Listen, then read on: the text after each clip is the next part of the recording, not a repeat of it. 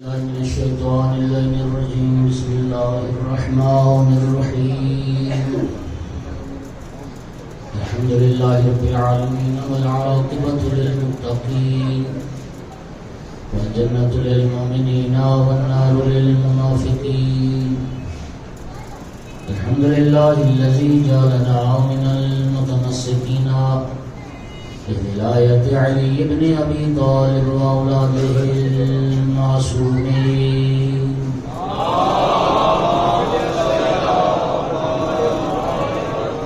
الحمد لله الذي جعلنا من الواقين على رصيد الشهداء وأولاده وأصحابه المظلومين. الصلاة والسلام والتحية والإكرام على رسوله الكريم شفيع المذنبين آنس الغريبين رحمة للعالمين. عني على العبد المؤيد الرسول المسدد المحمود الأحمد المصطفى الأمجد أبا القاسم محمد.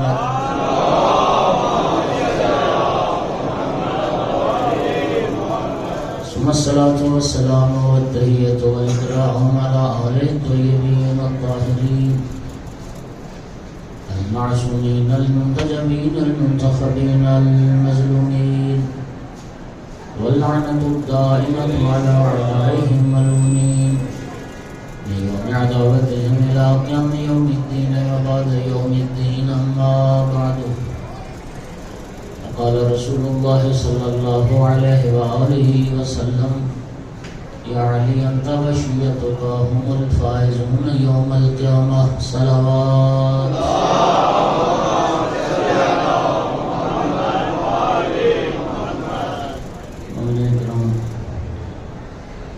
جو احباب کل بھی تشریف لائے تھے، میں نے عرض کیا تھا کہ یہ نبی کریم کی متفق علیہ حدیث مبارک ہے اور شیعہ سنی سب نے اس حدیث کو اپنی کتابوں میں ذکر کیا ہے اور سب نے یہ اعتراف بھی کیا ہے کہ نبی کریم کی یہ حدیث صحیح اور سچی حدیث ہے۔ اس حدیث میں رسول اللہ نے قیامت کے دن کامیاب ہونے والوں کا تعارف کروایا۔ مولا علی علیہ السلام کو خطاب کر کے رسول اللہ نے فرمایا: علی انت وشیتک هم الفائزون یوم القیامہ۔ یا علی، قیامت کے دن آپ بھی کامیاب ہیں اور آپ کی راہ پر چلنے والے بھی کامیاب ہیں۔ مومنین، دنیا میں واحد مکتب تشیع مذہب شیعہ جس کی بنیاد محبت پر رکھی ہے، محبت پر۔ شہید مرتضیٰ مطہری ان کی ایک بڑی معروف کتاب ہے، در حقیقت وہ ان کی تقاریر تھی، مجلسیں تھی۔ انہوں نے ثابت کیا کہ کائنات میں واحد مولا علی علیہ السلام کی ذات ہے۔ جیسے چاہنے والے، جیسے محبت کرنے والے، جیسے عشق کرنے والے مولا علی علیہ السلام کے حصے میں آئے ہیں، ایسی محبت اور عشق کرنے والے ہم کسی بھی حصے میں نہیں۔ اور انہوں نے لکھا کہ پھر جیسے دشمن، جیسے گھٹیا کمینے پست رذیل دشمن مولا علی علیہ السلام کے حصے میں آئے ہیں، ویسا دشمن بھی کسی بھی حصے میں نہیں۔ دشمن ہے مولا علی کا تو دشمنی کی انتہا پر، اور عشق کرنے والے ہیں تو وہ بھی عشق کی انتہا پر۔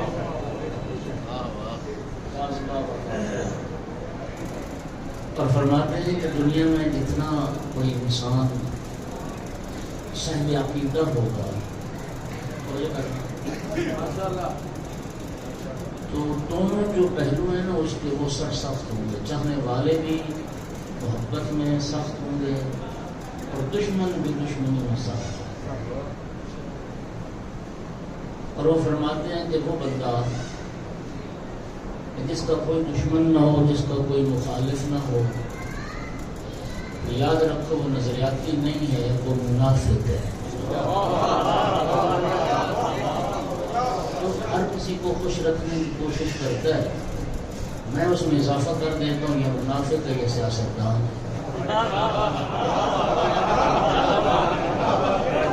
ورنہ جو بھی صاحب عقیدہ انسان ہوگا، ایک صاحب نظریہ انسان ہوگا، یقیناً اس کے موافق کی ہوں گے، مخالف کی توجہ ہو رہی ہے۔ مکتب اہل بیت اس کی بنیاد مولا علی علیہ السلام کی، آل رسول کی، رسول اللہ کی محبت اور عشق پر رکھی گئی۔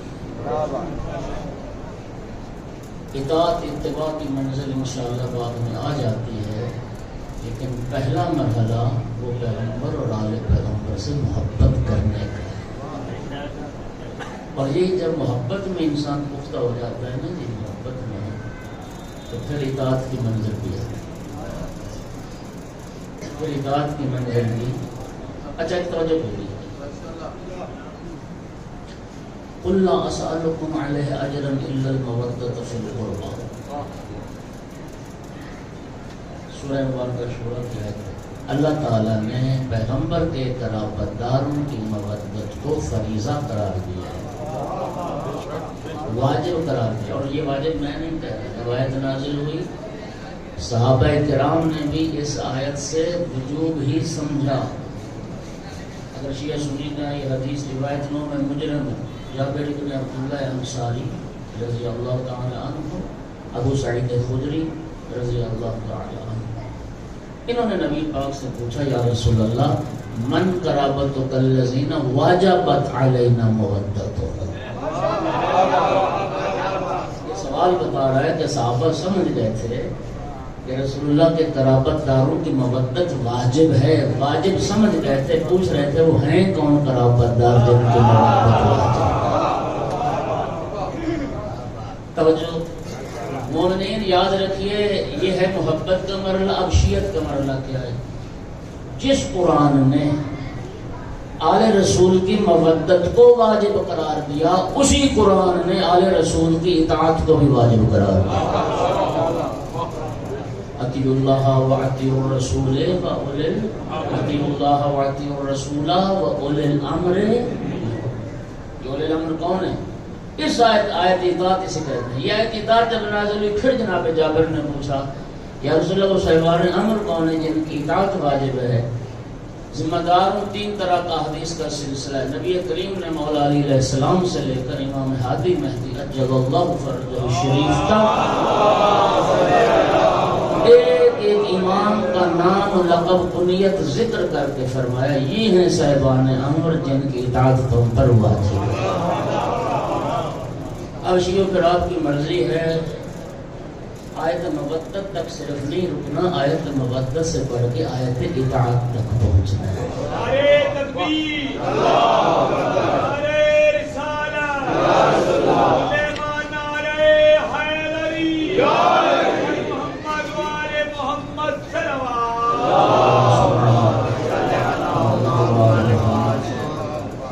آواز ٹھیک نہیں آ رہی؟ اچھا، اب تو شیلا خطیب چونکہ آپ پہلے پڑھاتے ہیں، میں تو پھر تمہیں زور لگا ہی نہیں سکتا، میرے تو پھیپھڑے اتنے طاقتور ہیں ہی نہیں ملتا، تو یہ تھوڑی سی اگر اس کو آواز بڑھا دیں تو میرے آسانی ہو جائے۔ صلوات پڑھو ذرا سارے حضرات۔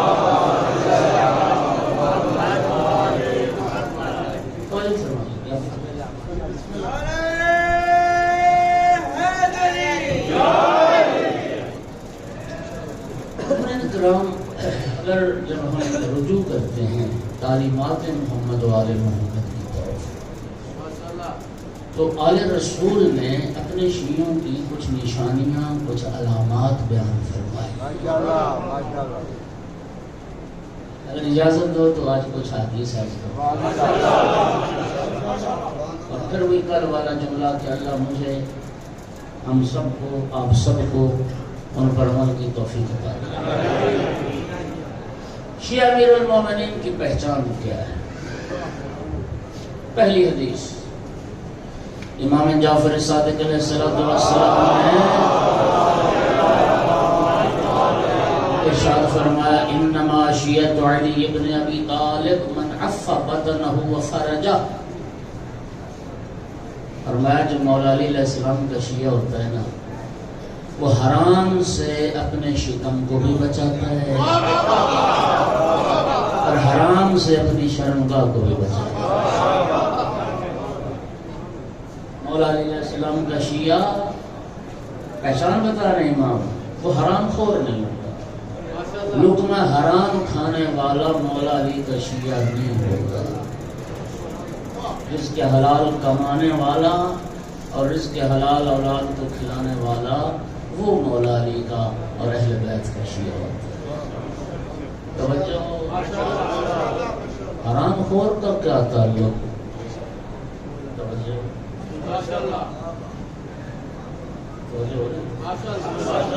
رزق حلال کو پتہ ہے اسلام نے کتنی اہمیت دی.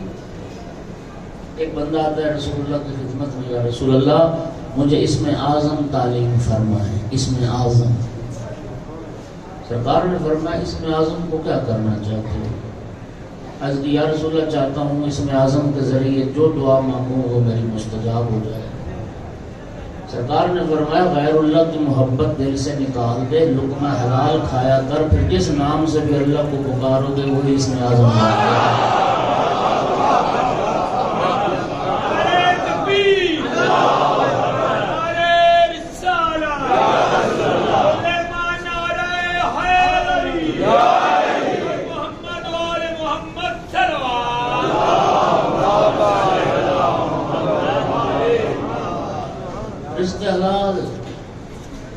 نبی کریم صلی اللہ علیہ وآلہ وسلم نے فرمایا عبادات کے 10 حصے. کتنے؟ 10 حصے. فرمایا 9 حصے عبادت رزق حلال کمانا ہے. نہیں ابھی واضح نہیں پڑا. ابھی واضح پڑا. قبلہ مولانا تشریف فرمائیں ان کی موجودگی میں واضح ہے. ہم جن عبادات سمجھتے ہیں نماز روزہ حج زکوٰۃ خمس جہاد خدا کی قسم رسول اللہ فرماتے ہیں یہ ساری عبادات ایک حصہ 9 حصے عبادت صرف رزق حلال کا.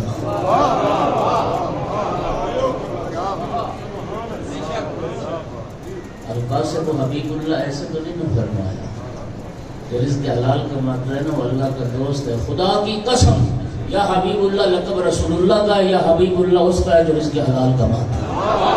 صلوات پڑھ دو محمد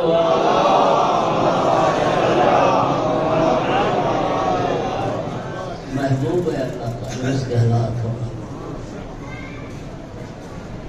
اور شیعہ امیر المومنین اپنی شرمگاہ کی حفاظت کرتا ہے. اس گناہ والے فعل کا قصد نہیں کرتا سوچتا بھی نہیں اس گناہ سے محفوظ رہتا ہے. تیسری شیعہ علی کی نشانی یہ عمل لخالق ہی. ہر کام جو کرتا ہے وہ لوگوں کے دکھاوے کے لیے نہیں کرتا اللہ کی رضا کے لیے کرتا. توجہ.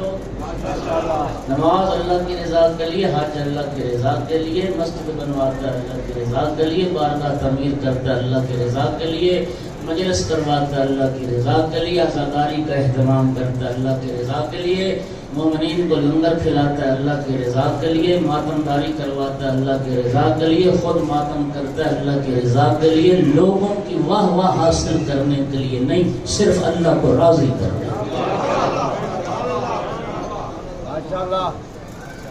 یہ مولا علی علیہ السلام کے شیعہ کا نشان. عمل الخالق ہی ورجا ثوابہ وخاف عقابہ. فرمایا جو مولا علی علیہ السلام کا شیعہ ہے نا وہ صرف اللہ کی ذات پر امید رکھتا ہے اس کا ثواب پانے کی امید رکھتا ہے. وہ رحمت خدا سے کبھی مایوس نہیں ہوتا. لوگوں پر بھروسہ نہیں کرتا لوگوں سے امیدیں وابستہ نہیں کرتا اللہ کی ذات سے امیدیں وابستہ کرتا ہے. اور صحیفہ سجادیہ میں امام سجاد علیہ السلام کا جملہ ہے تمام تعریفیں اس اللہ کے لیے جب کوئی اس سے امید لگا لیتا ہے تو اسے مایوس نہیں کرتا.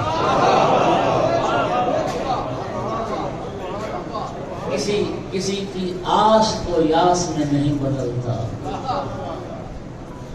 اللہ سے نہیں. اپنی امیدوں کا مرکز.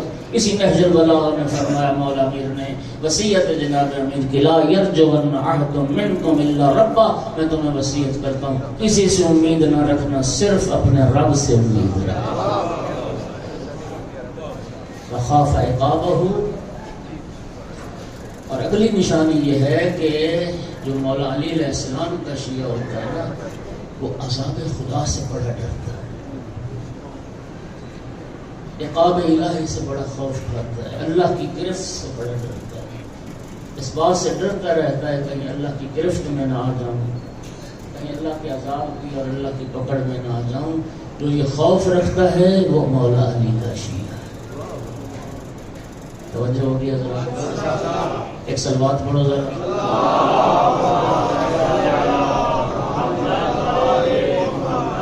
اگلی علامت انما شیعۃ علی ابن ابی طالب علیہ السلام قصیرۃ صلاتهم وقصیرۃ تلاوتهم القرآن. فرمایا مولا علی کا شیعہ نماز بھی کثرت سے پڑھتا ہے، قرآن بھی کثرت سے پڑھتا ہے. اب ہے تو دکھ کی بات نا، اگر اس نشانی سے پہچانیں گے تو پھر کتنے شیعہ نظر آئیں. امام فرماتے ہیں کثرت نماز شیعہ علی کی پہچان. آپ کو ایک تاریخی بات سناتا ہوں. جب ابن زیاد عبید اللہ ابن زیاد کوفہ میں آ گیا اور جناب مسلم ابن عقیل جناب ہانی ابن عروہ کے گھر پناہ گزین ہو چکے ہیں، تو ابن زیاد نے اپنے جاسوس پھیلا دیے کہ سراغ لگاؤ کہ مسلم کس گھر میں چھپے.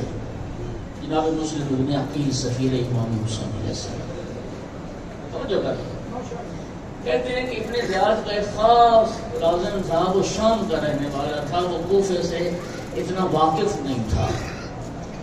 وہ کہتا ہے کہ چونکہ اعلان کیا گیا تھا انعام دیا جائے گا جو مسلم کی خبر لائے گا، کہتا ہے میں اب اس تلاش میں تھا کہ مسلم کا کہیں سراغ ملے اور وہ انعام مجھے ملے. کہتا میں مسجد کوفہ میں گیا.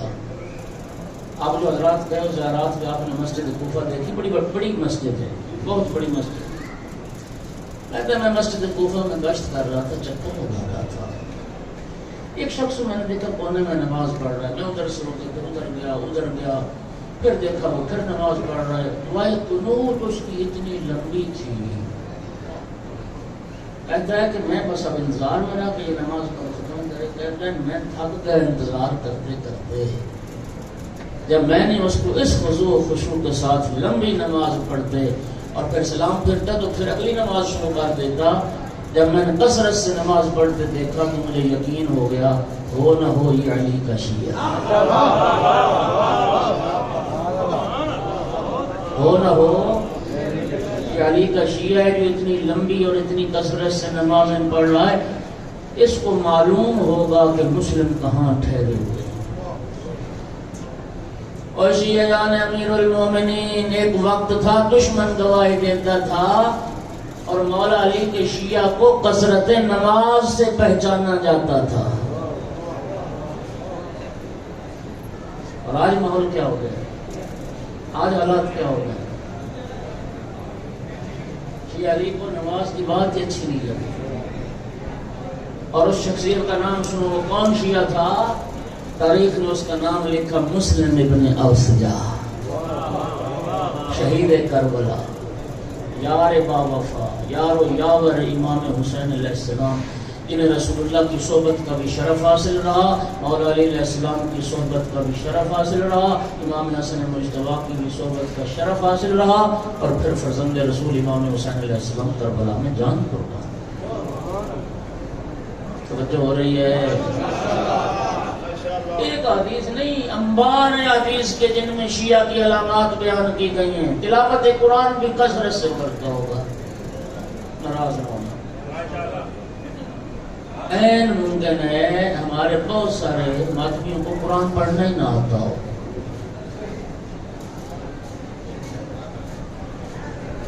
شرفاء، میرا سوال ہے آپ سے، ذرا ذہن پر زور دے کے ذرا سوچیں، بتائیے کہ میرے سوال کا جواب دیجیے گا کہ کتنا عرصہ ہو گیا تمہیں قرآن کھولے ہوئے، کتنا عرصہ ہو گیا قرآن کھول کے تلاوت کیے ہوئے.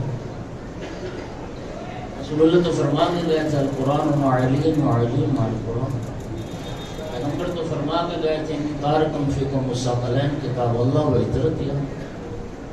ہمارے ممبر سے دو روایات پڑھی جاتی ہیں اور سب نے سنی ہیں. ایک باب فضائل میں پڑھی جاتی ہے, ایک باب مسائل میں پڑھی جاتی ہے. باب فضائل میں آپ نے سنا ہے پڑھی جاتی ہے, اہل ممبر بیان کرتے ہیں کہ مولا علی علیہ السلام جب گھوڑے پر سوار ہوتے تھے ایک رکاب میں پاؤں رکھتے تھے, دوسری رکاب تک قرآن ختم کر رہے تھے. یہ سنی ہوئی نا آپ نے. شرفاء میرا سوال یہ ہے کہ جس آقا اور مولا کے آپ شیعہ ہیں وہ ایک رکاب سے دوسری رکاب تک قرآن ختم کر لیں, اور ماننے والا 60 سالوں میں بھی قرآن نہیں پڑھ سکا, 50 سالوں میں بھی قرآن نہیں.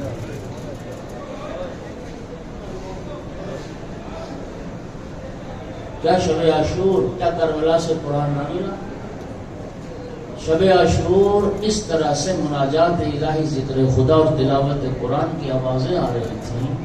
مولا حسین علیہ السلام ان کے اصحاب اہل بیت کے خیموں سے لہم دوی تدوی النحل, اس طرح شہد کی مکھیاں جب اڑتی ہیں نا تو بن بناہٹ کی آواز آتی ہے. اس طرح سے تلاوت قرآن کی طرح. مولا حسین علیہ السلام کے ساتھیوں میں جناب حبیب ابن مظاہر جانتے ہو یہ کون شخصیت تھی؟ جناب حبیب جب گرے نا میدان کربلا میں, مولا حسین علیہ السلام جناب حبیب کے سرانے پہنچے, یہ جملے فرمائے للہ درک یا حبیب لقد کنت رجلا فاضلا تختم القرآن فی لیلۃ واحدہ. حبیب آپ پر اللہ کی رحمتیں نازل ہوں, آپ وہ فاضل مرد تھے جو ہر رات ختم قرآن کیا کرتے تھے. مولا حسین علیہ السلام جناب بریر حمدانی کون تھے؟ سید القراء, کوفہ میں جتنے قاری رہتے تھے ان کے سردار تھے بریر حمدانی. کربلا میں مولا حسین پر جان قربان. اور ایک روایت جو باب مسائل میں بیان ہوتی ہے وہ کیا ہے کہ امام حسین علیہ السلام کا سر مبارک نوک نیزہ پر بھی تلاوت قرآن کا سر کٹ چکا, تن سے جدا ہو چکا, تن کربلا میں پڑا ہے, گھوڑے دوڑ چکے, سینے اور کمر کی ہڈیاں ریزہ ریزہ ہو گئی, اور مظلوم کربلا کا سر مبارک نوک نیزہ پر. اور اس سر کی بھی حالت کیا تھی؟ سر پر تلوار لگی تھی, سر شگافتہ تھا, پیشانی میں تیر لگا تھا, پیشانی شگافتہ, تھوڑی پر تیر لگا تھا, آقا کی تھوڑی بھی زخمی تھی, اور منہ پر چہرے پر تلوار لگی تھی, لب بھی کٹے ہوئے تھے. اور شیعہ سنی سب نے لکھا خدا کی قسم نوک نیزہ پر یہ سر سورہ کاف کی تلاوت کر رہا تھا. اور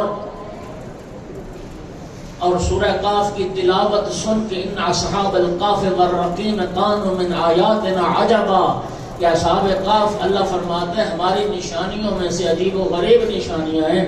شامی سن کے کہتے تھے آپ تو اصحاب کاف سے بھی بڑی نشانی ہیں. شیعہ سنی بھائی ایک جملہ میں یہاں کہنے لگا, خدا کی قسم کوئی بتا نہیں سکتا امام حسین علیہ السلام کے سر مبارک نے اس کیفیت میں قرآن پڑھا. کوئی نہیں ثابت کر سکتا کہ قرآن پڑھنے میں امام علیہ السلام سے کوئی غلطی ہوئی ہو, کوئی زیر زبر کا فرق آیا ہو, کوئی شد مد کا فرق آیا ہو. اور خدا کی قسم امام حسین علیہ السلام نوک نیزہ پر اس کیفیت میں تلاوت قرآن کر کے دنیا کو بتا رہے ہیں کہ جس کا بیٹا حسین ایسی حالت میں بھی تلاوت قرآن کرے اس کے نانا کو معمولی بخار سے زیان نہیں ہو سکتا.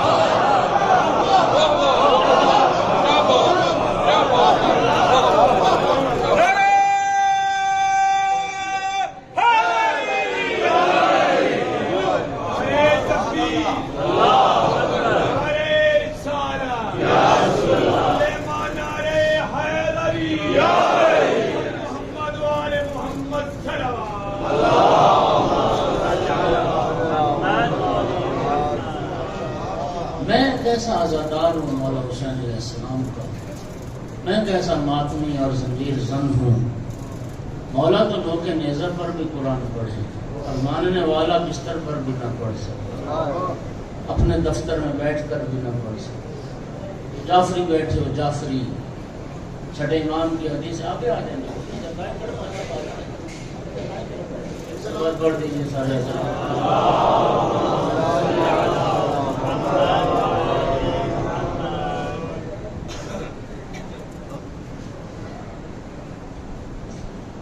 امام علیہ السلام نے فرمایا جو ہمارا شیعہ ہے جو جعفری ہے کم از کم 50 آیات کی تلاوت ہر روز کرے.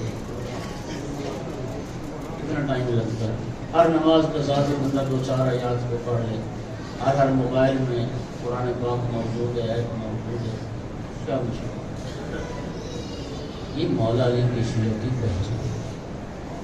اور 11ویں امام کی جو حدیث ہے اس میں فرمایا مومن کی مولا علی کے شیعہ کی 5 نشانیاں. پہلی نشانی امام نے یہ فرمائی 11ویں امام نے، مولا علی کا شیعہ وہ ہے 51 رکعت نماز پڑھے ہر روز.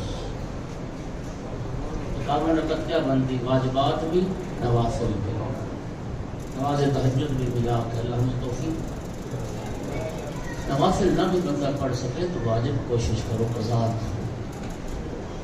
تم مولا علی کے چاہنے والے ہو، تم مولا حسین علیہ السلام کے عزادار ہو. شیعہ خدا کی قسم مجھ سے بھی پوچھے نا کہ روز عاشور کو خلاصہ کروں 2 جملوں میں، روز عاشور کو 2 جملوں میں بیان کروں تو وہ 2 جملے یہ بنتے ہیں. روز عاشور وہ دن ہے جو اذان علی اکبر علیہ السلام سے شروع ہوا، مولا حسین علیہ السلام کے سجدے پہ ختم ہوا. جناب علی اکبر کے اذان سے شروع ہوا، مولا حسین علیہ السلام کے سجدے پہ ختم ہوا. شیعوں نہ مولا علی اکبر علیہ السلام کی اذان کو بھولنا، نہ امام حسین علیہ السلام کے سجدے کو بھولنا. دوسری نشانی امام فرماتے مولا علی کے شیعہ کی جب نماز پڑھتا ہے تو بسم اللہ الرحمن الرحیم بلند آواز سے پڑھتا ہے. تیسری نشانی مولا علی کے شیعہ کی التختم بالیمین، دائیں ہاتھ میں انگوٹھی پہنتا ہے. وہ علامات اپنانی چاہیے جو آل رسول نے شیعوں کی بتائی ہیں.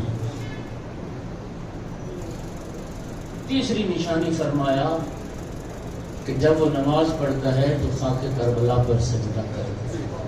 تربت سید الشہداء. کیوں کرے تربت سید الشہداء پر سجدہ؟ بہار میں مرحوم مجلسی نے اس روایت کو ذکر کیا.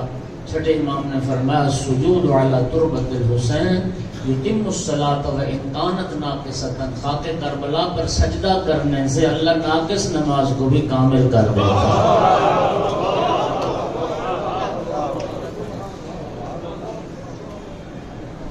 کامل کا مرتبہ آتا ہے. اور چھٹے امام کی حدیث ہے ساری عبادات محل اجابت تک نہیں پہنچتی ہیں. اجابات ہیں اجابات. کوئی پہلے حجاب سے ٹکرا کے گر گئی، کوئی دوسرے سے، کوئی تیسرے سے. چھٹے امام نے فرمایا جب کہ مومن نماز پڑھتا ہے اور خاک کربلا پر پیشانی رکھتا ہے تمام حجابات ہٹ جاتے ہیں، وہ نماز محل اجابت تک پہنچتی ہے. مومن کی نشانی. اگلی نشانی 20 سفر کو امام حسین علیہ السلام کی زیارت 40. خدا سب کو توفیق دے. عین والی زیارت اللہ نصیب کرے.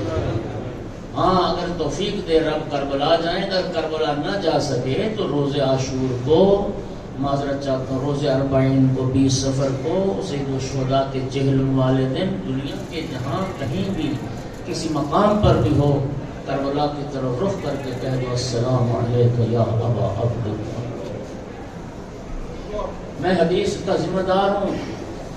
امام نے اپنے ایک صحابی سے فرمایا تم ہر روز جاتے ہو مولا حسین کی زیارت کے لیے؟ نہیں آتا. ہر روز نہیں جاتا. ہر ہفتے جاتے ہو؟ نہیں آتا. ہر مہینے نہیں، ہر سال نہیں. آقا میں تو بہت دور رہتا ہوں، کسی سال چلا جاتا ہوں، کسی سال نہیں جاتا. امام علیہ السلام نے فرمایا کون سی چیز مانے ہے تمہیں کہ تم ہر روز 5 بار میرے جد حسین کی زیارت کرو؟ آقا میں تو بہت دور رہتا ہوں، میں تو بصرہ سے آگے رہتا ہوں، وہاں سے کربلا پہنچنا کہاں ممکن ہے؟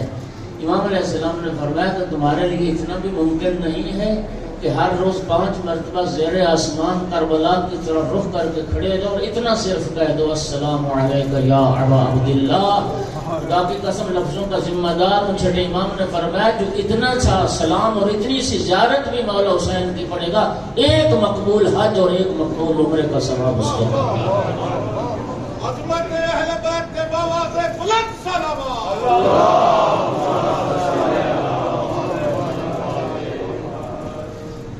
شیخ عباس رومی شیخ المحدثین انہوں نے خواب ذکر کیا، فرماتے ہیں کہ میں نے خواب دیکھا میں کربلا میں ہوں، مولا حسین علیہ السلام کی حرم میں مجلس ہو رہی ہے، جو حضرات کربلا کا اسی طرح کا منظر ہوتا ہے، یہ سامنے مردوں کی جماعت ہوتی ہے، پیچھے پھر وہ الماریاں رکھی ہوتی ہیں اور اس کے پیچھے مستورات ہوتے ہیں۔ فرماتے ہیں باری باری علماء آتے ہیں، مجلس سے خطاب کرتے ہیں، خواب بیان کر رہے ہیں۔ فرماتے جب میری باری آئی نا مجلس پڑھنے کے، میں ممبر پہ پہنچا، اس قنات کے پیچھے سے ایک مستور، ایک ضعیفہ عصا کے سارے چلتی چلتی میرے قریب آ، اور ممبر کے قریب آ کے مجھ سے فرمایا شیخ عباس تو جانتا ہے اس قنات کے پیچھے حسین کی ماں آئی ہوئی ہے؟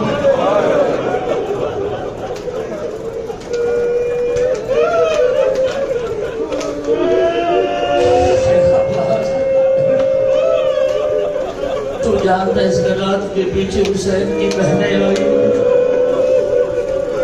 آج بادر حسین تو حکم ہے مصائب اپنی مرضی کرنا پڑو، مصائب میری مرضی کرو۔ شیخ عباس کہتا ہے میں نے پوچھا ضعیفہ تو اپنا تعارف کروا، تو کون ہے؟ کہا مجھے نہیں پہچانا، میں حسین کی ماں کی کنیز فضا ہوں۔ زہرا کے ساتھ دربار گئی تھی، زہرا کی بیٹیوں کے ساتھ واسا۔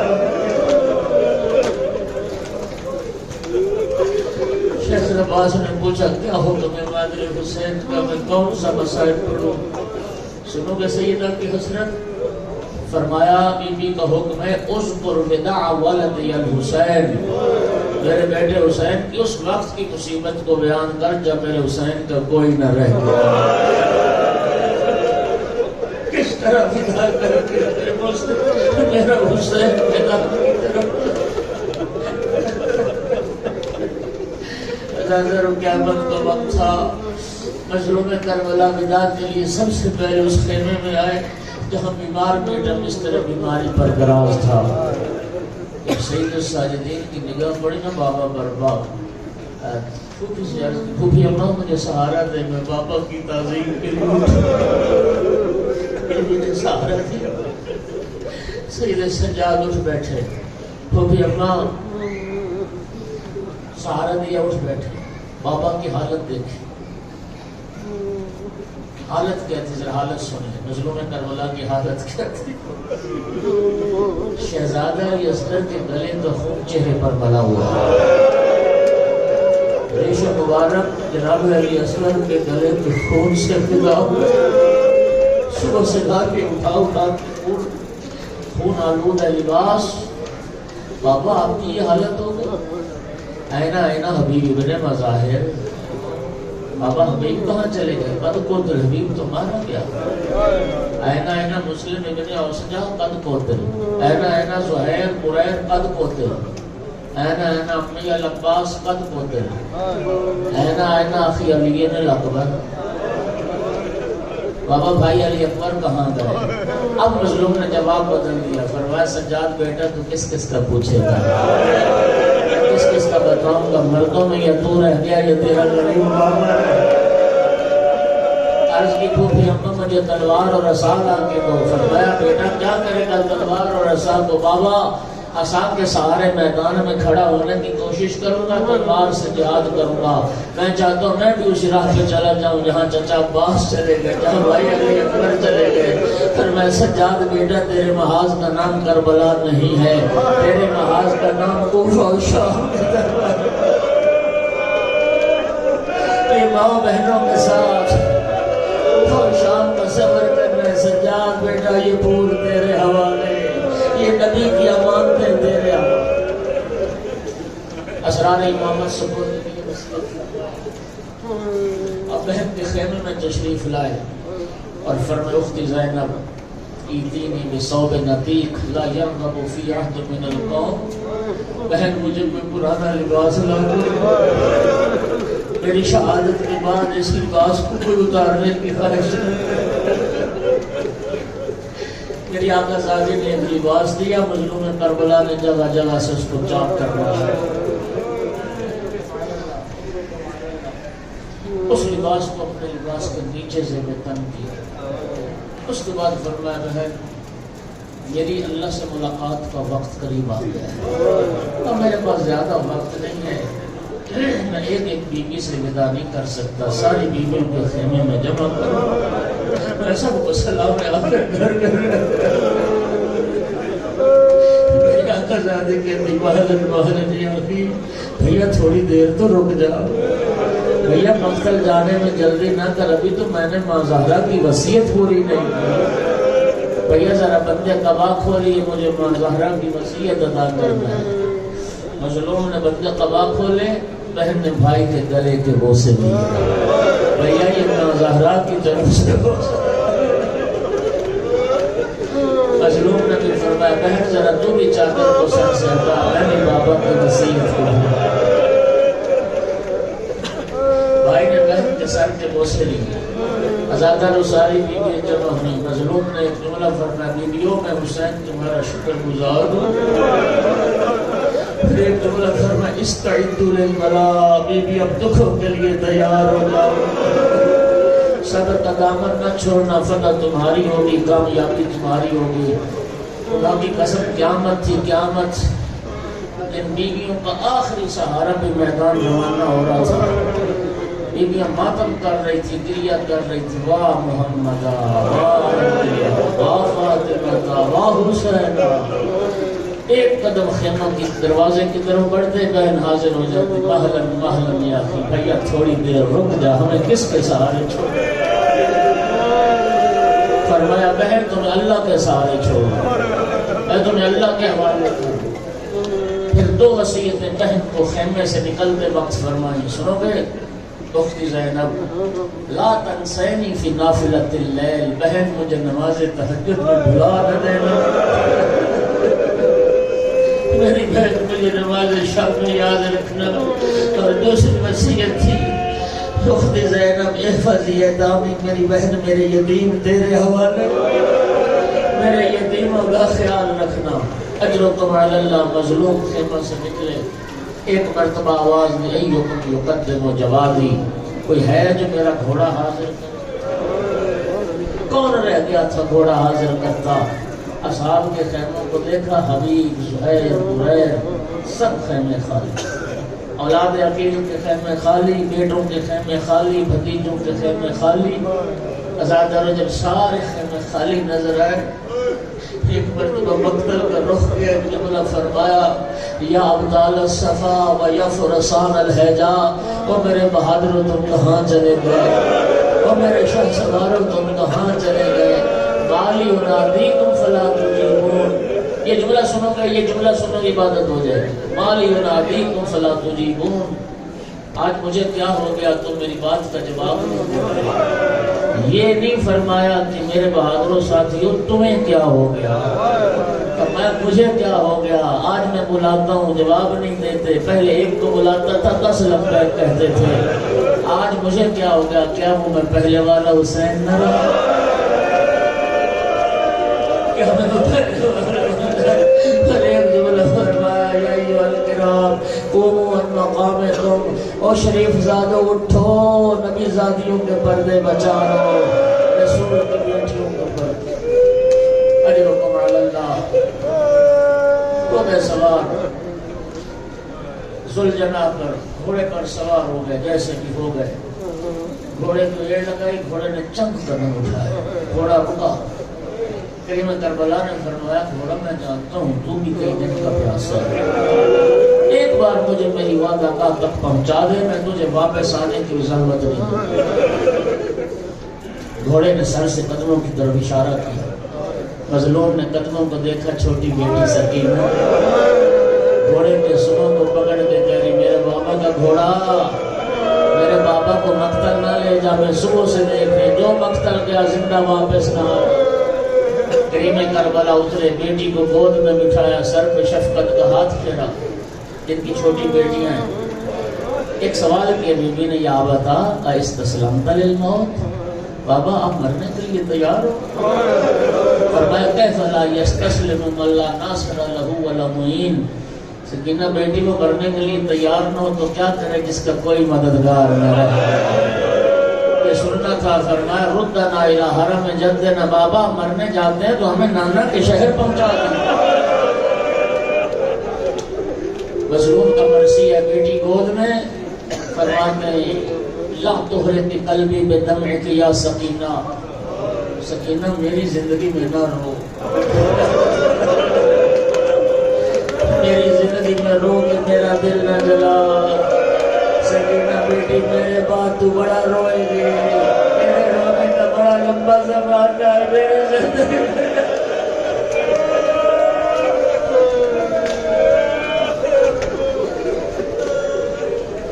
شبیہ ذوالجلال تیار ہے؟ بس مجھے 2 جملے اب صرف شبیہ ذوالجلال تک پڑھنا،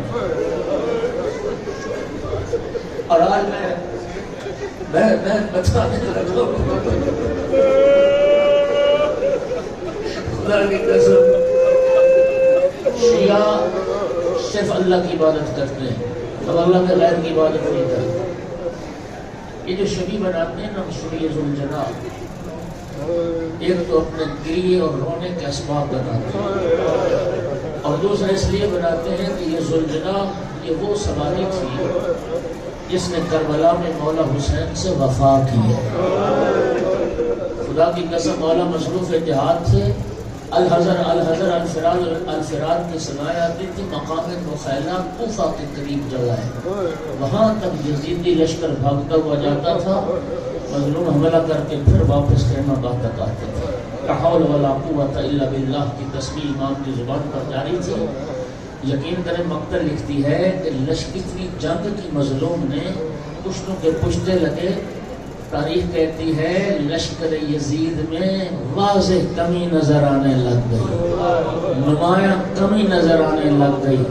بس ایک مرتبہ پھر غیب سے آواز آئی، یا ایتھا النفس المطمئنہ ارجعی الی ربک راضیۃ مرضیہ، اے نفس مطمئنہ اپنے رب کی طرف پلٹ آ، اس حال میں کہ تو اپنے رب سے راضی، تیرا رب تجھ سے راضی۔ تلوار کو نیام میں ڈالا، بس ازادر اب وہ وقت تھا، تیر والے نے تیر مارا، نیزے والے نے نیزہ مارا، پتھر والے نے پتھر مارا، لکڑی والے نے لکڑی ماری، اور خدا کی قسم کتنے زخم آئے۔ روایت سن لو، واقعہ کربلا کے بعد جب امام سجاد علیہ السلام مدینہ آئے، لوگوں نے پوچھا فرزند رسول آپ کے بابا کے بدن پر کتنے زخم آئے؟ مولا سجاد نے ہاتھ سے انگوٹھی اتاری، فرمایا اتنی جگہ بھی میرے بابا کے بدن پر سلام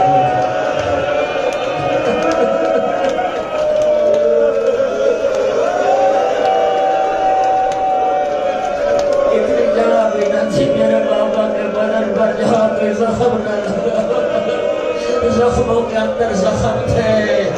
عزاداروں دائیں طرف سے نیزہ لگتا مظلوم بائیں جھک جاتے، بائیں طرف سے نیزہ لگتا بائیں جھک جاتے، پیشانی میں تیر لگا، امام مظلوم نے تیر نکالا، خون صاف کرنا چاہتے تھے، پھر ہاتھ اٹھایا، ایک شیشوں کا تیر دل میں آگے پیوست ہوا، خدا کی قسم فوارہ خون کا نکلا۔ یہ وہ تیر تھا جسے مظلوم سامنے سے نہ نکال سکے، پشت سے ہاتھ ڈال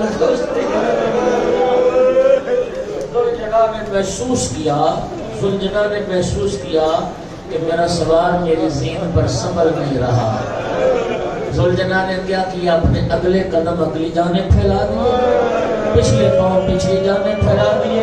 ذوالجلال نے اپنے شکم کو زمین کے ساتھ لگا دیا تاکہ فرزند زہرا کو اترنے میں تکلیف نہ ہو، لیکن خدا کی قسم زیارت کا جملہ ہے میرا سلام اس مظلوم پر نذیر پر تھا، نذیر پر تھا۔ تیروں کے مسلح پر مظلوم کا لاشا تھا۔ عزاداروں سنو ذوالجلال کا کردار، کلمہ پڑھنے والے تیر مار رہے تھے، یہ ذوالجلال تھا جس نے اپنے منہ سے ایک ایک تیر مظلوم کے بدن سے نکالا۔ ذوالجلال نے ایک ایک تیر مظلوم کے بدن سے نکالا، اور جب تیر نکال چکا شکی بڑھتے تھے، یہ طواف کر رہا تھا مولا حسین کا، جو یزیدی آگے بڑھتا تھا اپنے سونوں سے واصل جہنم کرتا تھا، اپنے دانتوں سے کاٹ کھاتا تھا۔ جب یزیدیوں کو دور کر چکا نا، ذوالجلال اپنے منہ سے اپنی لگام پکڑ کر مولا حسین کے ہاتھ پہ رکھتا تھا۔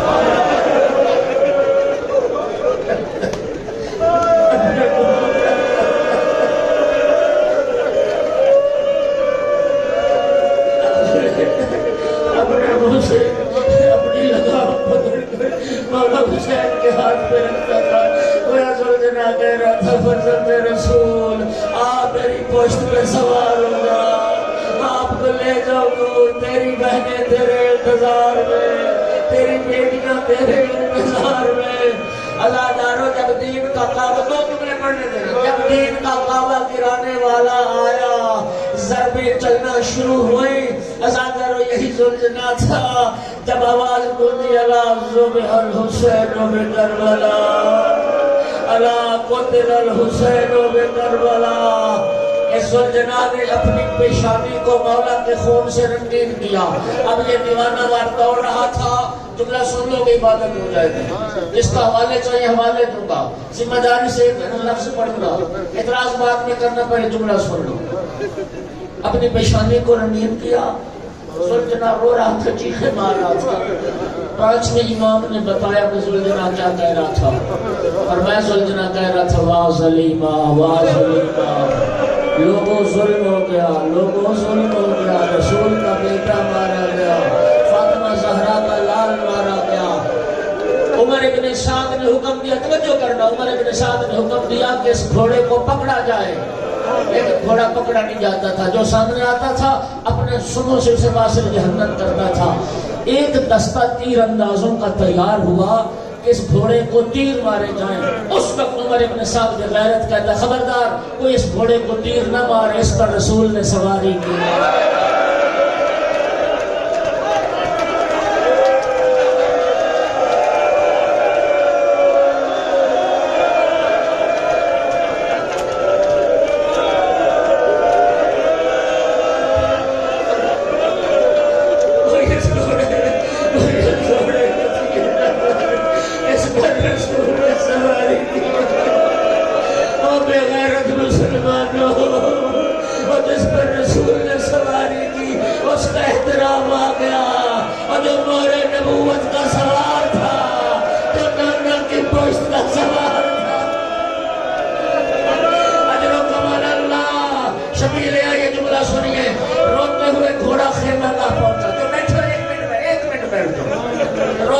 گھوڑا خیمہ گاہ پہنچا، جناب سکینہ نے سنی آواز کہ شاید میرے بابا آ گئے، باہر نکل کے دیکھا جی منظر تھا، زین ڈلی ہوئی تھی، باکریں کٹی ہوئی تھی، پیشانی خون آلود تھی، بی بی سمجھ گئی میرا بابا مارا گیا۔